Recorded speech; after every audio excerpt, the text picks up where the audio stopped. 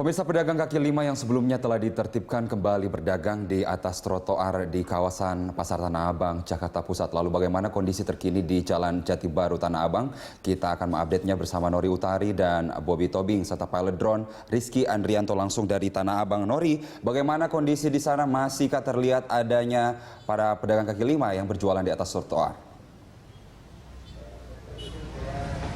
Iya, Carlos, bahwa penertiban yang dilakukan oleh Satpol PP Tanah Abang, Jakarta Pusat ternyata tidak membuat jarak pedagang kaki lima.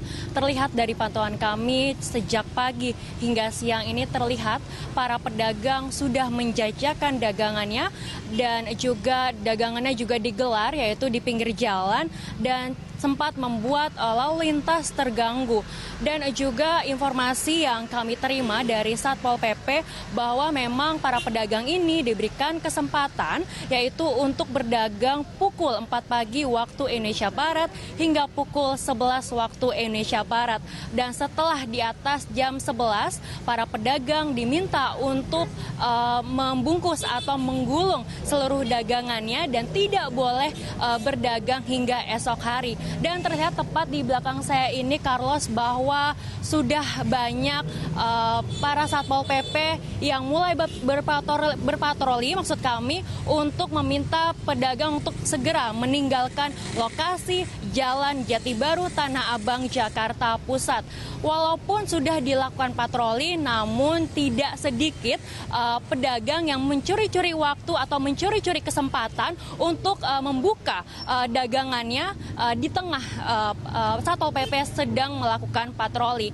Dan saat kami tadi mencoba untuk berbincang-bincang dengan beberapa pedagang mengapa mereka tetap bertahan untuk berdagang di sekitaran Jalan Tanah Abang ini. Yang pertama adalah karena lokasi jalan trotoar ini adalah lokasi yang sangat strategis karena bertepatan atau berseberangan dengan stasiun Tanah Abang yang tentunya banyak sekali penumpang kereta api yang melewati stasiun Tanah Abang ini. Selain itu juga di dekat sini merupakan pasar tradisional yaitu pasar Tasik, sehingga tentunya akan ada banyak masyarakat yang datang ke sini untuk berbelanja. Selain itu juga sudah belasan tahun mereka berdagang di sekitaran Tanah Abang ini sehingga sulit bagi mereka apabila harus berpindah tempat untuk mencari lapak yang baru. Carlos.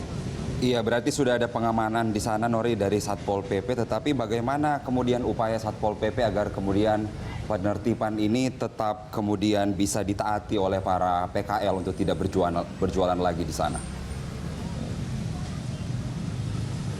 Iya, Carlos, benar sekali. Walaupun sudah ada Satpol PP, tapi ternyata masih banyak pedagang yang berjualan di sekitar stasiun Tanah Abang. Oleh sebab itu, ada beberapa langkah yang dilakukan oleh Satpol PP. Di antaranya adalah mereka membentuk dua tim, yang dimana tim pertama memang dikhususkan yaitu mengamankan trotoar yang sejalan dengan stasiun Tanah Abang untuk memastikan bahwa tidak ada sama sekali pedagang yang berjualan di sini. Hal ini juga merupakan permintaan khusus dari PT Kereta Api Indonesia agar tidak ada pedagang yang berjualan di pinggir stasiun Tanah Abang.